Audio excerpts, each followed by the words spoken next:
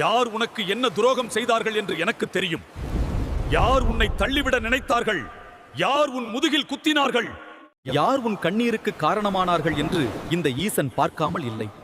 நீ அழுத ஒவ்வொரு நொடியும், உன் மனது துடித்த ஒவ்வொரு துடிப்பும் என் கணக்கில் இருக்கிறது. வருந்தாதே, எதற்கும் கலங்காதே.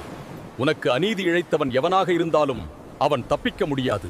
அவன் ஆட்டம் போடுவது நான் கொடுத்த நேரத்தில்தான். அந்த நேரம் முடியும் போது என் ஆட்டம் தொடரும். அன்று அவன் தேடினாலும் அமைதி கிடைக்காது. உன் கண்ணீருக்கு பதில் சொல்லும் நாள் வெகு தொலைவில் இல்லை. நீ பயப்படாதே. உனக்கு முன்னால் ஒரு பாதையை நான் விரிப்பேன். என் பிள்ளை மீது கை வைப்பவன் என் அதிகாரத்தை எதிர்கொள்ள நேரிடும். இனி உன் கவலைகளை என்னிடம் விட்டுவிடு. நேர்மையாக நட, அதுவே நீ எனக்கு தரும் காணிக்கை.